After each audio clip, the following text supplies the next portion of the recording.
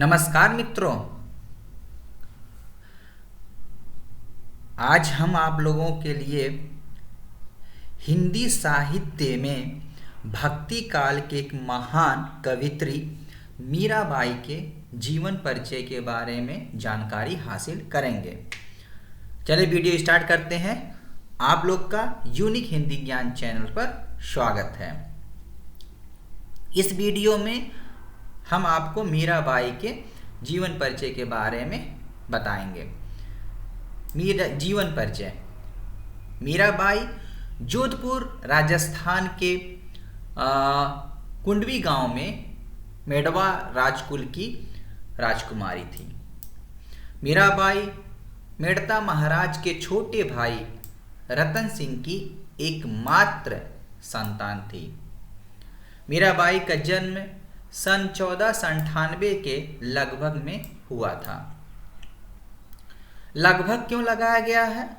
क्योंकि जो भी इनके जन्म के रिगार्डिंग में विभिन्न विद्वानों का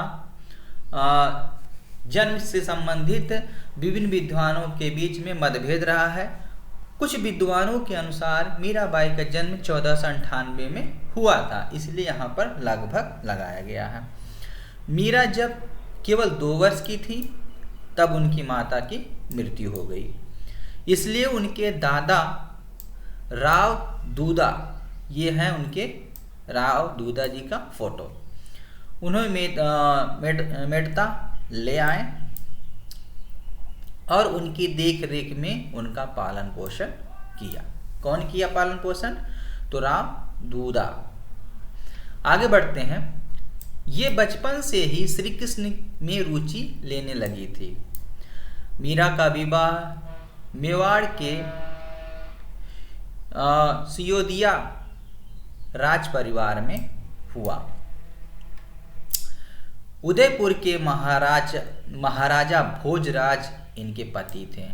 ये है महाराजा भोजराज की फोटो, जो मेवाड़ के महाराणा सांगा के पुत्र थे। विवाह के कुछ समय बाद ही इनके पति का क्या होता है? देहांत हो जाता है, मृत्यु हो जाती है।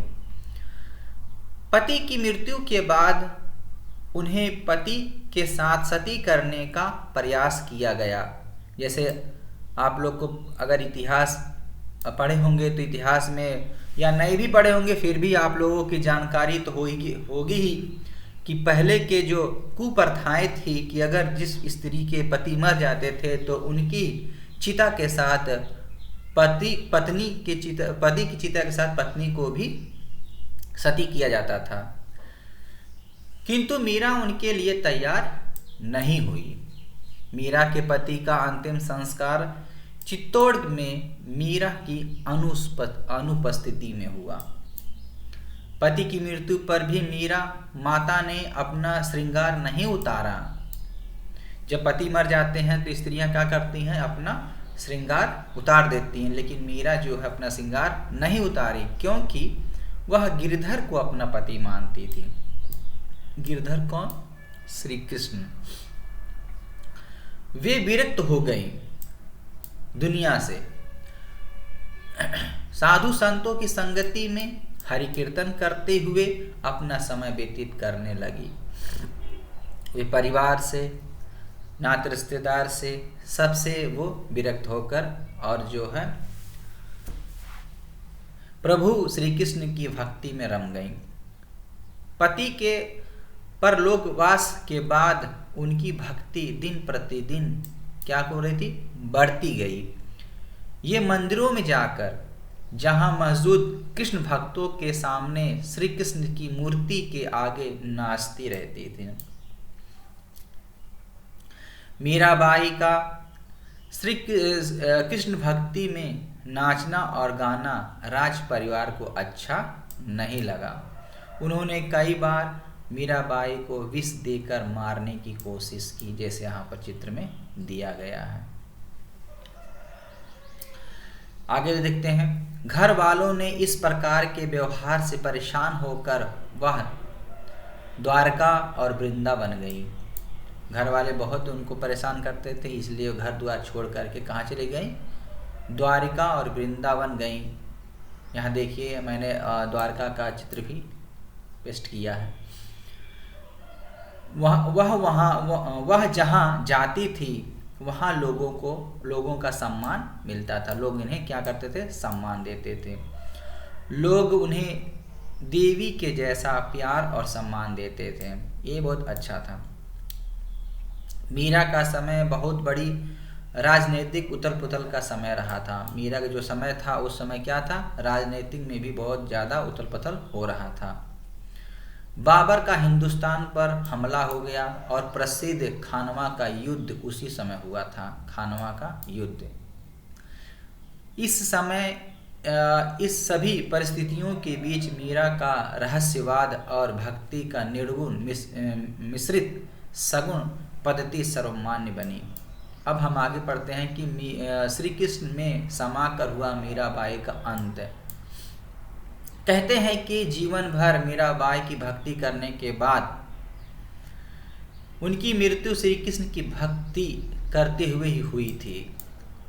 मान्यताओं के अनुसार बहुत लोग कहते हैं कि इनका जो मृत्यु हो गई थी वो वर्ष 1547 में द्वारिका में वो श्री कृष्ण की भक्ति करते करते श्री कृष्ण की मूर्ति में समा गई थी। ऐसा लोगों का मान्यता है।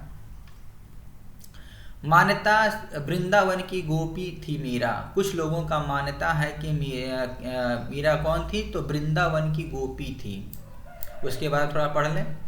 मान्यता है कि मीरा पूर्व जन्म में, जो लोग पूर्व जन्म को मानते हैं, पूर्व जन्म में वृंदावन की एक गोपी थी। कौन? मीरा। और उन दिनों वह राधा की सहेली थी। जैसे हम लोग जो है कृष्ण, राधा कृष्णा, जो सभी गोपियों में श्रेष्ठ थी राधा थी, और श्री कृष्ण को सारी गोपियों की तरह श्री राधा भी जो है श्री कृष्ण की बहुत बड़ी भक्त थी। वे मन ही मन भगवान श्री कृष्ण से प्रेम करती थी। गोप से विवाह होने के बाद भी उनका लगाव श्री कृष्ण के प्रति कम न हुआ और श्री कृष्ण से मिलने की तड़प में ही उन्होंने प्राण त्याग दिए। बाद में उसी गोपी ने मीरा का रूप में जन्म लिया। आप लोग का कोटि कोटि धन्यवाद कि आप लोग हमारी इस वीडियो को सुने। उम्मीद करता हूँ आप लोग को यह मीरा का जीवन परिचय पसंद आया होगा। मैं एक नई वीडियो के साथ फिर से आप लोगों के समक्ष उपस्थित हूँगा। तब तक के लिए धन्यवाद।